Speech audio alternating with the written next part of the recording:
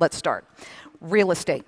You have been amassing cash for several years now. What are you doing now? Look at the conditions in real estate. Are they starting to shift or change, and if so, how? I think that the real estate industry today is a lot less speculative than it was 4 or 5 years ago.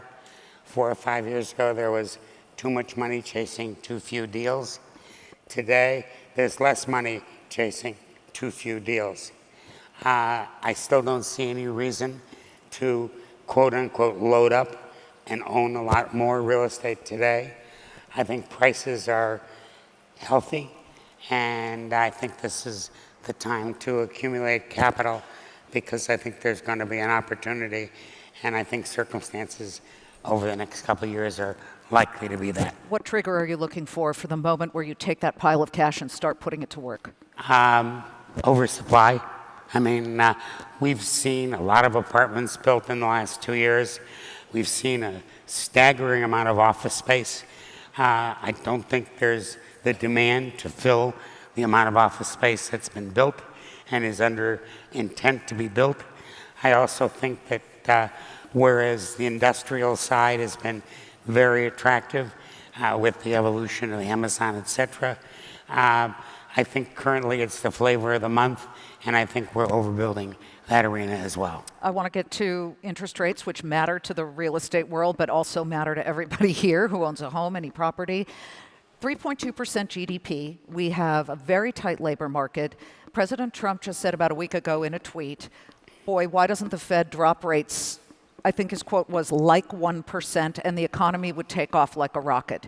Is this an atmosphere where we need to see rates drop further or be cut? I think that, number one, I don't think that there's any justification for any kind of significant decrease. I think he's right. If we reduced interest rates by 100 basis points, I think the economy would soar, and so would inflation, and so would the dollar fall accordingly. And I think today, the single biggest risk in the world today is the loss of the dollar as a reserve currency, which could have enormous impacts on the United States. Do you think we're close to that? I'm afraid we're not going to know until it happens. But clearly the Chinese and the Saudis are swapping oil for yuan. That never happened before. We've had other situations where Russia is trying to use the ruble. So there's an attempt to take the dollar out of its reserve currency status.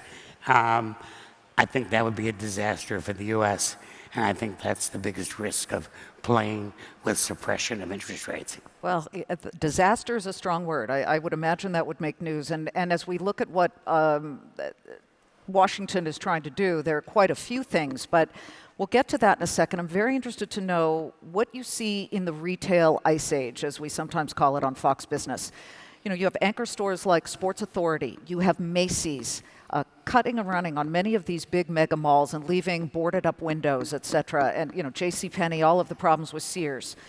We're seeing this trend for mall to office conversions. You just said there's just too much office space out there, but these mall to office conversions seem to be very hot. This is an investing audience. They want to know where opportunities are. Do you see that? I don't know anything about a mall to office conversion.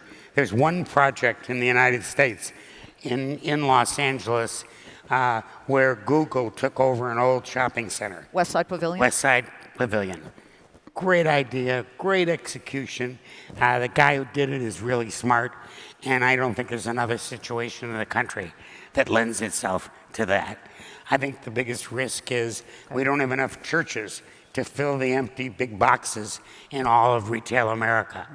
You got to start by understanding that we had 5 times the amount of retail space per person of any country in the world.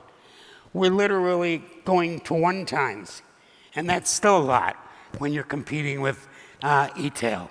So I think that, I had somebody over for lunch, and he was talking about retail, and I reached over and I dropped my knife.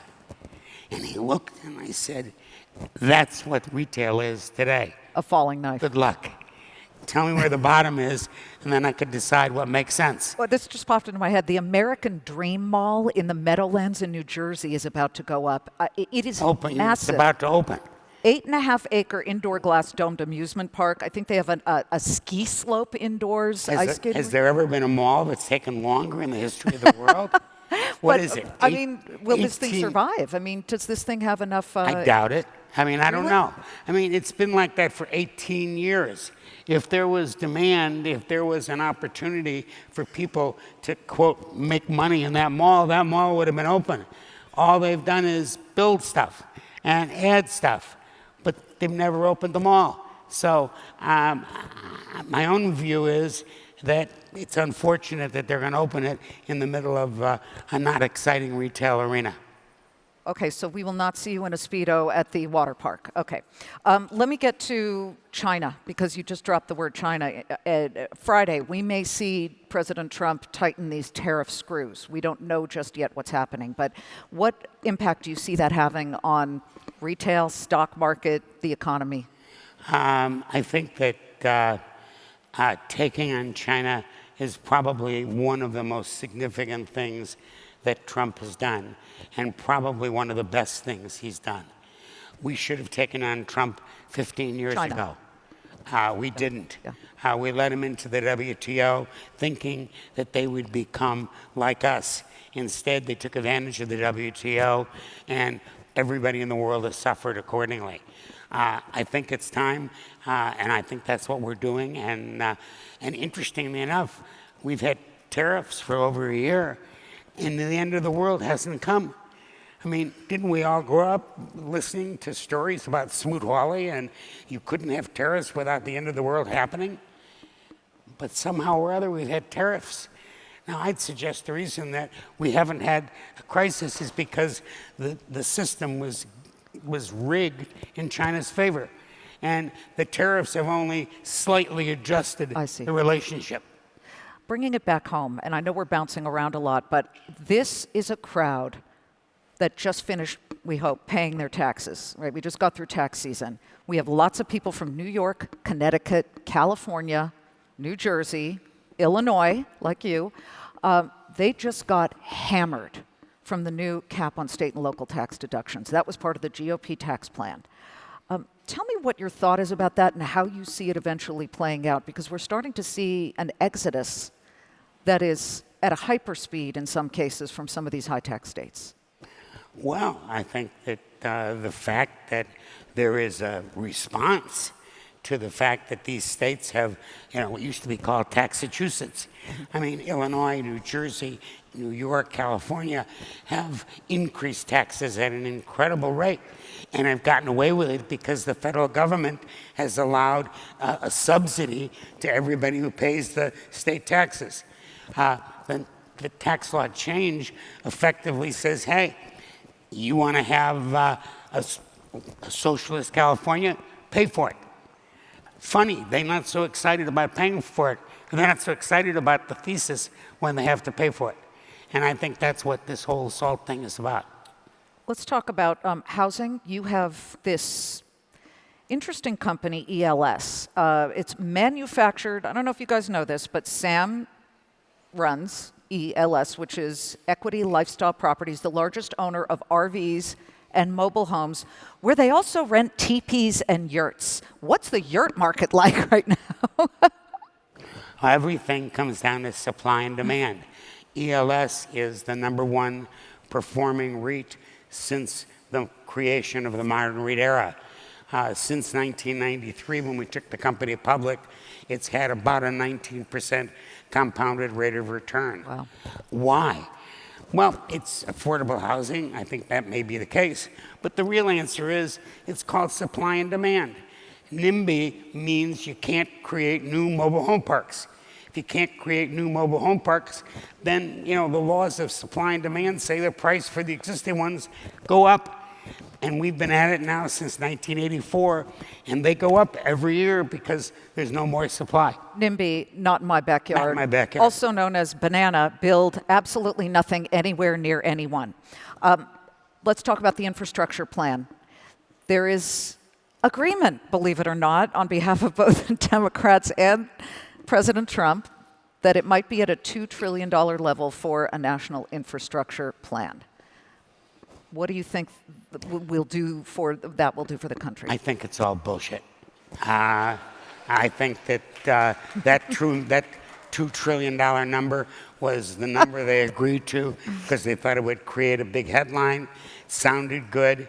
I think we'll be able to sit here a year from now and talk about how terrific the infrastructure program is going to be, just like we did 3 years ago and 5 years ago. And I just don't think it's real. And the answer is yes, we need infrastructure. But the idea that of public and private partnerships generally, unless it's a specific goal, don't work. Okay. All right. That's interesting because some people in Washington believe it can and elsewhere. Look at Washington's great record of being a prognosticator of what works. Okay. Okay. So the cycle, we're looking at whether that would extend the economic or stock market cycle. We're in the 10th year of an unbelievable, you could call it still a bull market. Where are we? Well, I think that everybody is focused on the fact that in March of '09, the stock market bottomed out. But I think that as somebody who doesn't live in the stock market but lives in the real world, the real question is, when did economic activity really start again? If you were in the real estate business, there was no real estate activity in '09. There wasn't in '10. There wasn't in '11. And the current activity really didn't start till '14. So are we in the 10th year or the 5th year? I run a lot of different companies. I have investments in a lot of different areas. I'm having a tough time correlating the negative headlines on the business environment and the reality of what we see. What we see is continued growth. What we also believe is that our country is designed for growth, not for wealth redistribution. And where we stop encouraging growth, we become stagnant. And I think that's what's happened, and I think that we're beginning to see a change and a refocus on growth. And I think that's what's going to ultimately fix the inequality problem that has occurred by not focusing on growth up until now. You just mentioned wealth redistribution. We're coming up on the 2020 election. We have a very crowded slate on the Democratic side. On more to the far left, you have Senator Warren and Senator Sanders talking about wage wars. And the wage gap is definitely real. You have Abigail Disney, the heiress to the Disney fortune, coming out and saying that certain pay packages, say, for example, Bob Iger's, too high because it's 1,424 times the average Disney median worker. Putting all of that in the aggregate, how do you think the American people are going to look at this election when they do see a pretty significant wealth gap and taxes that have, for example, favored certainly the corporations, 21%? The mayor of Chicago is a guy named Rahm Emanuel, who's been a good friend of mine for a long time. And in 1996 or 5, when he was chief of staff for Obama, or for Clinton, or he was involved he was in Congress at the time, yeah. And he sat me down and he said, "Sam, you gotta understand, it's the economy, stupid. And I don't think anything else is gonna be more relevant in the 2020 election than the economy. If the economy is continuing to perform the way it is now, I don't think there's any doubt that President Trump will get reelected.